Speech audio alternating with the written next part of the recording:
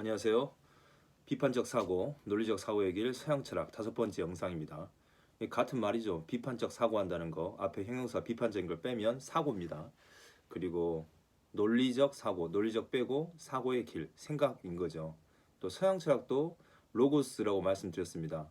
이성, 합리, 논리, 등등등. 어쨌든 이성이라는 것은 머리에서 하는 거 아니겠습니까? 생각으로. 생각을 하려면 일단 몸이 있어야 되는 거죠. 이 몸이 있으려면 또 우리 몸을 있게 한 부모가 있어야 되고, 부모가 있으려면 또 그 부모의 부모로 올라가야 되고, 올라가다 보면 지구가 어떻게 만들어졌을까, 더 거슬러 올라가면 우주가 어떻게 만들어졌을까, 이를 생각해 봅니다.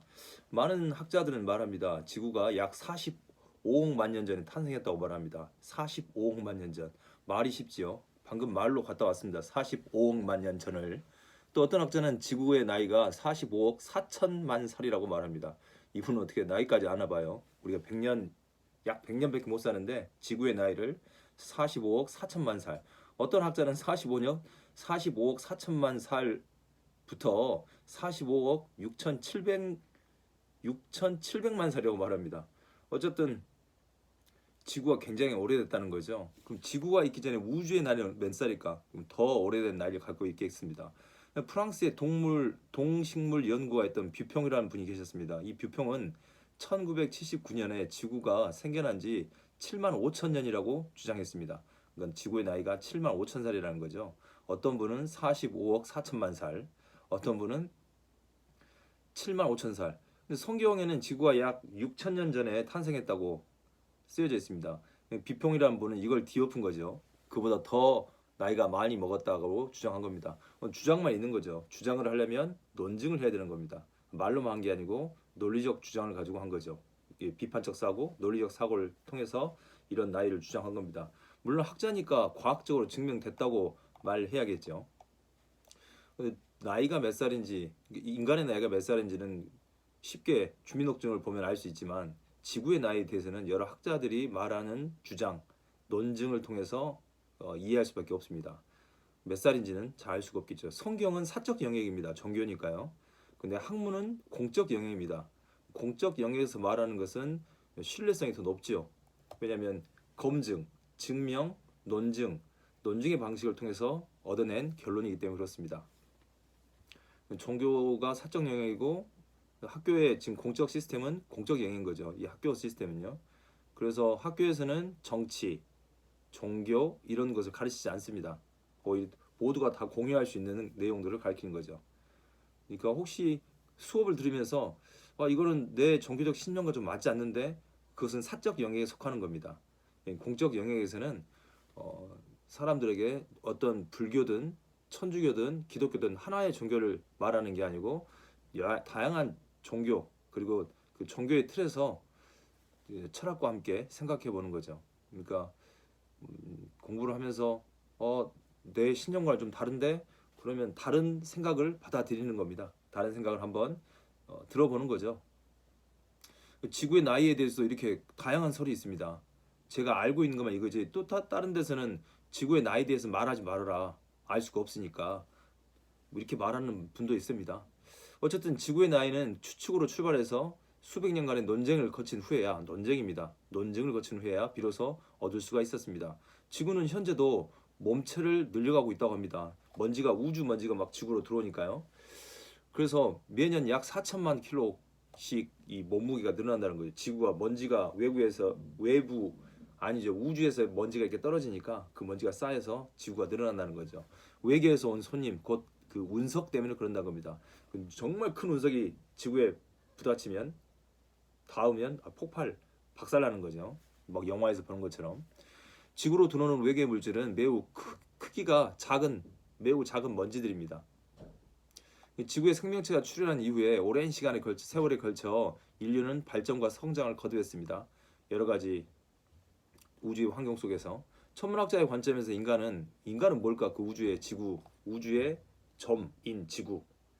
어떤 사람은 그럽니다. 세네카는 지구는 우주에서 바다에 물방울 하나밖에 안 된다. 그 바다가 광대하지 않습니까? 근데 그 물방울 하나로 지구를 비유했습니다. 천문학자 관점에서는 인간은 작고 중요하지 않는 행성에서 의지할 데 없이 떠돌아다니는 한 점의 먼지로 간주합니다. 인간을 먼지로 보는 거죠.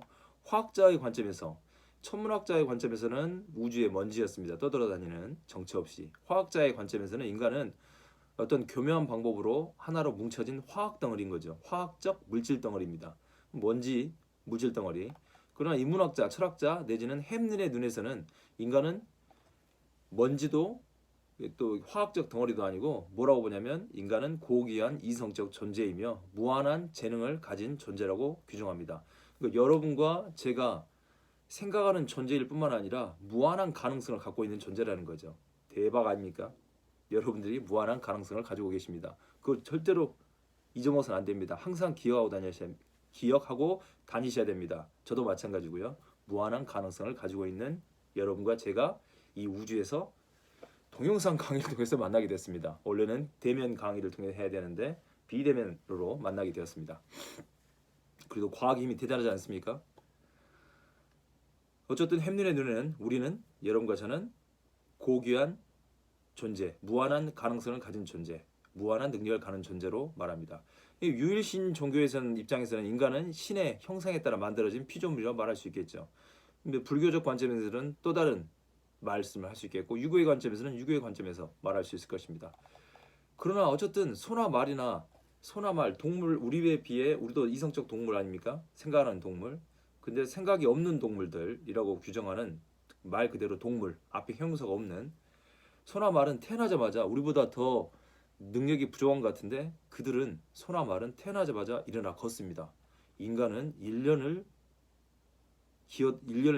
누워 있다가 그제서야 1년이 지나면 기어다니다가 걸어다닙니다.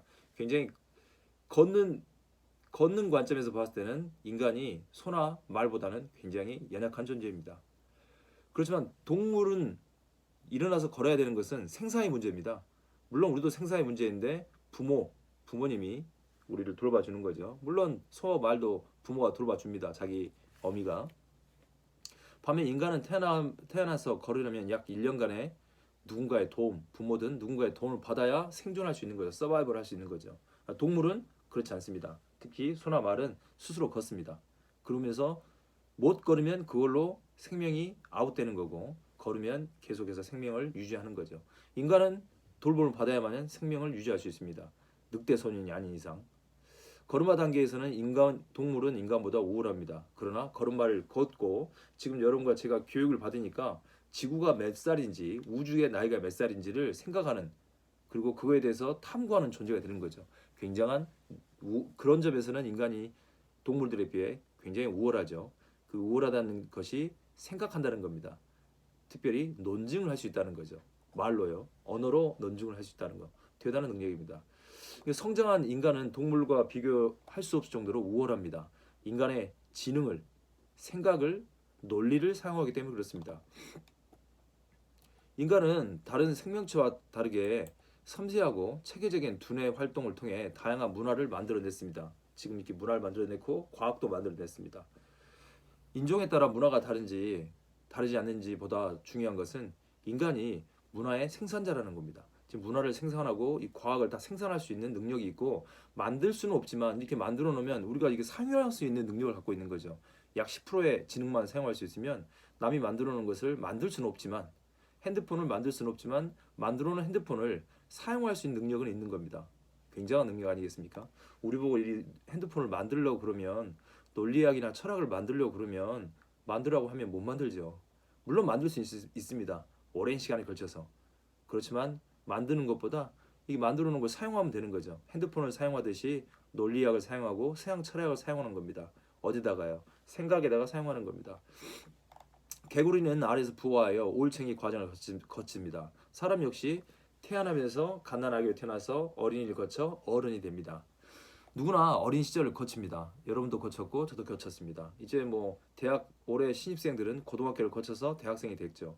고등학교 이전에는 중학생을 거쳤고, 중학교 이전에는 초등학교를 거쳤고, 초등학교 이전에는 유치원을 거쳐서 오늘 여기까지 온 겁니다. 저도 마찬가지고요. 이제 곧 저는 중년 그리고 노인으로 넘어가고, 그 이후에는 죽음으로 인생을, 이 지구에서의 삶을 마감하겠죠.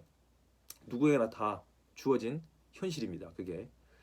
그리고 개구리는 자기가 자라왔던 시절을 잊고 물속을 헤엄쳐 다니는 올챙이를 잡아먹는다고 합니다. 다시요. 개구리는 자기가 자라왔던 시절을 잊고 물속을 헤엄쳐 다니는 다른 올챙이를 잡아먹는다는 거죠. 여기서 생겨난 속담이 개구리 올챙이적 생각 못한다는 말이 있습니다. 개구리가 올챙이적 생각 못한다는 거죠. 자기도 올챙이 시절에 개구리를 피해 다녔는데 피해 다니면서 생존을 했는데 본인이 개구리가 되니까 남의 다른 올챙이를 잡아먹는다는 거죠. 개구리 올챙이를 즉 모른다. 그럼 개구리에게 주는 교훈이 아니죠. 우리에게 주는 교훈입니다. 무슨 말이냐면 우리가 어렸을 때는 무능했습니다. 그런데 지금 대학생이 되고 어른이 됐더니 유능해진 거죠. 뭔가를 잘 사용할 수 있고 활용할 수 있는 그런 존재가 된 겁니다. 특별히 언어를 잘 사용할 수 있고 그 언어를 통한 생각을 사용할 수 있는 존재가 된 겁니다. 이 말은 개구리가 그의 삶을 되돌아보도록 하기 위한 것이 아닙니다. 방금 했던 개구리 올챙이적 생각 못한다는 인간을 위한 교훈입니다. 그리고 인간이 만들어낸 겁니다. 이런 교훈을요. 지위가 높아져서 과거에 자기의 삶을 망가가는 사람들을 위해서 훈계하기 위한 교훈이죠. 그리고 초심을 잃지 말고 항상 겸손하게 살라는 뜻이 담긴 말입니다. 초심을 잃지 않는 것, 그리고 항상 겸손한 것, 교만하지 않고 겸손한 것 굉장히 중요합니다. 예나 지금이나 자신이 아직 올챙이인 상태인데도 개구리처럼 이리저리 날뛰는 척하는 기고만장한 사람들에게 교훈으로 준 말인 거죠. 또 올챙이적 시절을 까맣게 잊어버린 어른들을 향한 교훈적 말이라고 합니다. 이 생명체, 인간은요, 모든 생명체는 영양 섭취와 번식 능력, 감각 능력, 장소 이동 능력이 있습니다. 식물에게는 장소 이동 능력이 없죠. 동물에게는 장소 이동 능력과 감각 능력이 있습니다. 번식 능력도 있고요. 영양 섭취 능력도 있고요. 인간도 마찬가지입니다. 근데 인간과 동물의 차이점은 사유 능력에서 현저한 차이가 납니다. 생명체 중 식물은 영양 섭취 능력과 번식 능력만 있습니다. 식물은 장소 이동을 위한 운동 능력이나 감각 능력이 없습니다. 동물은 영양 섭취 능력과 함께 운동 능력, 감각 능력이 있습니다. 동물에게 감각 능력이 있기 때문에 욕구 능력도 있다고 봐야 됩니다. 욕구는 갈망, 욕망, 희망을 뜻합니다. 욕구는 쾌감과 불쾌감이 있고요. 즐거움의 대상과 고통의 대상을 식별하게 됩니다. 욕구가요. 그리고 당연히 자기에게 즐거움의 대상 쪽으로 더 가까이 가는 거죠. 욕구 능력이 있는 동물은 고통보다는 즐거움을 더 갈망합니다. 인간도 마찬가지입니다. 공부보다는 노는 걸 더 좋아하는 게 인간의 심리입니다. 그래서 우리나라 대통령 뽀로로 노래가 좋지 않습니까? 노는 게 제일 좋다고 하고 있습니다. 공부하는 게 제일 좋은 게 아니고 어렸을 때부터 노는 게 제일 좋아. 즐거운 쪽으로 붙게 돼 있습니다. 지금 이 영상을 들으시면서 얼마나 힘들겠어요. 찍고 있는 저도 힘듭니다. 노는 게 제일 좋은데 더 나아지기 위해서 성장하기 위해서는 사유의 능력을 확장시키는 것, 생각의 근육을 키우는 것, 공부를 통해서만 가능합니다. 공부하고 놀면 생각의 능력이 더 향상되겠죠. 인간 역시 동물의 능력 이상으로 고통이나 불쾌감보다는 즐거움과 쾌감을 더 갈망합니다. 방금 말씀드렸지 않습니까? 노는 게 제일 좋아. 동물 중에서 인간처럼 상상하거나 추론적 사고를 할 수 있는 동물은 인간 말고는 없습니다. 오직 인간만이 추론하고 논중하고 상상할 수 있는 생각할 수 있는 존재입니다. 인간은 자신을 가리켜 뭐라고 부르냐면 호모 사피엔스라고 부릅니다. 호모 사피엔스는 생각하는 존재를 뜻합니다. 이 생각하는 존재, 생각을 더 잘하기 위해서는 논증적 방법, 이성적 방법, 논리적 방법이 필요한 거죠. 특히 서양 철학이니까 서양 철학적 사유의 방법이 인간의 이성 능력을 호모 사피엔스를 더 성장하도록 만들어주는 겁니다. 현생 인류의 직계 조상인 호모 사피엔스는 동시대에 또 다른 종족이 있었다고 합니다. 그 종족은 네안데르탈인입니다. 네안데르탈인들은 몸집이 저보다 더 크고 체형몽 같은 몸집이었습니다. 뇌의 부피도 큽니다. 호모 사피엔스보다 훨씬 우세하죠. 등치가 일단 떡대가 그냥 피지컬이 장난이 아니니까요. 그는 당대 최고의 포식자였다고 합니다. 당대 최고의 포식자의 자리를 차지했던 네안데르탈인은 신체적으로 두뇌 뇌요. 뇌를 사용하는 거 말고요. 뇌가 호모 사피엔스보다 훨씬 우월했습니다. 그리고 네안데르탈인과 호모 사피엔스 간의 생존 경쟁에서 누가 압승을 거뒀겠습니까? 당연히 네안데르탈인이 등치가 크니까 압승이 예상됩니다. 그러나 생존 경쟁의 결과는 어떻습니까? 여러분과 제가 살아남았습니다. 호모 사피엔스가요. 네안데르탈인은 패배로 끝났습니다. 인류는 네안데르탈인이 멸종한 반면 인류에서 네안데르탈인이 멸종한 반면 호모 사피엔스의 후예들은 오늘날 지구에 생존해 있습니다. 네안데르탈인의 멸종은 학계에서 미스테리입니다. 근데 현재 가장 지지받고 있는 학설은 네안데르탈인들이 호모 사피엔스에 비해 사회적 유대 의사소통에 밀렸기 때문에 멸종했다고 봅니다. 의사소통이 안 됐다는 거죠. 그러니까 생각을 공유하지 않은 거예요. 더 나은 생각들을요. 네안데르탈인은 직계가족 외에 모두 적 내지는 먹잇감으로 생각한 거죠. 심지어는 먹잇감이 떨어지면 가족도 먹잇감으로 볼 때가 있었다고 합니다. 네안데르탈인의 야기광식의 생존 방식은 다른 구성원들과의 충돌을 야기함으로써 공동체의 확대를 불가능하게 만든 거죠. 지금 여러분과 제가 인터넷으로 만나서 제 말을 의사소통을 통해서 지금 말로 하고 있지 않습니까? 생각을 공유하는 겁니다. 이 생각을 공유를 하면서 지식이 더 확대되는 거죠. 간접 경험을 통해서 여러분의 경험과 제 경험이 더 확대되는 거죠. 저는 강의를 이렇게 준비하고 가르치면서 제 경험이 확대되고 이 강의를 듣는 여러분은 여러분 나름대로 다양한 생각들을 받아들이면서 여러분의 경험이 간접 경험을 통해서 확대되는데 네안데르탈인들은 서로 소통하지 않아요. 그냥 오직 먹잇감만 먹고 나면 배부르면 그냥 누워 자고 또 배고프면 잡아먹고 먹잇감이 떨어지면 가족까지도 심지어 잡아먹을 수 있는 그러니까 공동체가 확대될 수가 없는 거죠. 신뢰할 수 없는 거죠. 호모 사피엔스 경우에는 다수가 함께 생활한 흔적이 발견됩니다. 그 이들은 연대 의식을 갖고 소통하며 연장자의 경험을 무리에게 공유한 거죠. 호모 사피엔스의 신체적 조건은 네안데르탈에게 밀렸지만 그들의 협력, 의사소통, 협업을 통한 사냥에서 더 나은 성과를 거둔 거죠. 함께 잡아서 나눠 먹는 거. 네안데르탈인은 혼자 잡아서 혼자 먹고 못 먹으면 버리고. 그러니까 이 공동체가 더 키워질 수가 없는 겁니다. 그래서 호모사피엔스가 살아남았고 네안데르탈인은 멸종 위기를 맞게 됐다고 하는 학설이 있습니다. 호모사피엔스의 비장한 무기는 협업을 통한 집단의 힘입니다. 생각의 힘이고 경험의 힘인 거죠. 경험을 공유하면서요. 지금 이런 게 핸드폰을 통해서 컴퓨터를 통해서 경험을 공유하는 거죠. 각자의 공간과 시간이 다른데 또 각자가 원하는 시간에 접속해서 볼 수 있는 지금은 가장 최고로 발전된 성장된 시대에 사는 겁니다. 모든 시대가 발전된 시대입니다. 21세기도 가장 발전된 시대고 공자님이 사실 때도 가장 발전된 시대였고 예수님이 사시던 시대도 가장 발전된 시대였죠. 최고의 정점을 찍는 시대였습니다. 지금 여러분의 경험과 생각도 최고의 정점을 찍고 있습니다. 지금까지 모든 경험이 축적돼서 여러분이 최고로 가장 지식이 하이 클래스인 때인 거죠. 저도 마찬가지입니다. 더 경험하게 되면 내일은 더 성장하는 거죠. 생각이요. 호모사피엔스도 마찬가지입니다. 그 시대에는 그때가 가장 집단의 힘 그리고 협업에 의한 집단의 힘이 강력했습니다. 지금에 비하면 아주 미개해 보이겠습니다. 그러나 그 당시에는 굉장히 강력한 파워였습니다. 그러니까 네안데르탈인을 이기고 이 인류에 살아남은 거죠. 집단의 능력은 의사소통에서 가능합니다. 계속해서 말씀해드리고 있습니다. 교육을 통해서, 가르침을 통해서, 배움을 통해서 의사소통에 의해서 무엇보다 중요한 것은 대화입니다. 만나서 이야기하고 책을 통해서 대화하거나 영상을 통해 대화하거나 영화를 통해 대화하거나 다 문화라고 말할 수 있죠. 인간의 입에서 나오는 말이 되기도 하고 때로는 소리가 되기도 합니다. 이 말이 아니겠죠. 언어가 되기도 하고 소리가 되기도 합니다. 그것이 만일 말일 경우에는 의미 있게 받아들입니다. 지금까지 했던 말들을 되새겨보면 다양한 이야기들이 의미가 있게 전달된 겁니다. 근데 의미가 없다고 그러면 그냥 소리가 될 뿐입니다. 지금까지 한 약 19분 동안 말을 했는데 이 말들이 의미가 있으면 여러분들에게 말이 되겠지만 그런데 의미가 없게 받아들여진다. 그럼 그냥 소리가 될 경우가 많습니다. 특히 헛소리가 되는 거죠. 헛소리가 더 심해지면 잡음인 거죠. 노이즈, 쓸데없는 소리가 들리게 됩니다. 서로 간에 신뢰가 쌓기 위해서는 소리가 아니고 의미가 담긴 말이 필요한 겁니다. 그래서 지금 언어를 통해서 여러 가지 제가 배우고 듣고 배웠던 경험한 것들을 여러분과 소통하는 겁니다. 서로 공유하는 겁니다.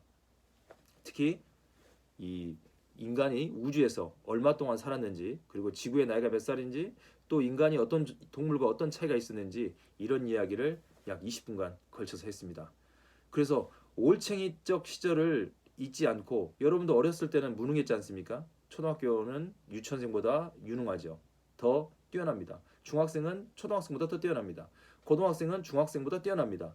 정상적인 과정을 공부의 과정을 거쳤다고 하면요. 경험과 대학생은 고등학생에 더 뛰어나는 거죠. 뭐 당연히 선생님과 교수님은 일반 학생들보다 더 유능하다고 볼 수 있는 거죠. 일반적으로요. 물론 천재도 있습니다. 나이와 상관없이. 그런 일반적인 특수한 케이스 말고 일반적으로 대부분 아이들보다 더 낫습니다. 근데 몸만 커버리고 생각은 크지 않는 사람들, 누구나 어린이가 어른이 되는데 어른이가 되는 사람도 있습니다. 어린이가 몸만 크고 생각이 크지 않은 어른이, 어린이가 어른이가 되는 거, 생각하지 않는 사람들을 저는 어른이라 부릅니다. 어른이. 어린이가 어른이 돼야 되는데 어른이가 되는 경우가 종종 왕왕 많습니다. 그래서 개구리 올청일적 시절을 모른다라는 말이죠. 몸의 성장이 생각의 성장을 도모하지 않습니다. 어른 같지만 어린 아이가 있습니다. 그리고 작은 키만 훌쩍 자란 것은 바람직하지 않습니다. 키와 함께 생각도 자라야 됩니다. 어른은 몸과 더불어 생각도 잘한 사람을 어른이라 가리킵니다. 어른보다 더 뛰어난 어른들을 성인이라 부르겠죠. 그건 다음 시간에 다음 영상에서 좀 더 말씀드리겠습니다. 어쨌든 몸의 성장에 한계가 있지만 몸은 25살 되면 더 이상 크지 않습니다. 그 다음부터 커야 되는 것은 생각입니다. 생각은 죽을 때까지 한계가 없이 성장해야 됩니다. 그 한계가 없이 성장하도록 돕는 게 비판적 사고이고 논리적 사고의 길이며 철학, 특히 서양 철학입니다. 물론 동양 철학도 생각을 크게 해줍니다. 저희들은 지금 서양 철학을 하고 있으니까 서양 철학도 하고 있으니까 서양 철학을 말할 수밖에 없고 동양 철학에서도 당연히 성인이 있고 큰 어른들이 많습니다. 생각의 성장은 한계가 없습니다. 계속해서 성장하셔야 됩니다. 우리는 햄린의 말에 따르면 이성적 동물이며 무한한 재능을 지닌 자입니다. 여러분과 제가 무한한 재능을 지녔고 오늘까지 지닌 재능이 인생을 살면서 가장 최고의 정점입니다. 내일 되면 또 여러분의 생각과 경험이 성장할 겁니다. 저도 마찬가지입니다. 더 나은 어른이 되기 위해서 어른이가 아니고 어른이 되기 위해서 계속 성장을 거듭하는 저와 여러분이 되었으면 좋겠습니다. 다음 영상에서 뵙겠습니다. 안녕.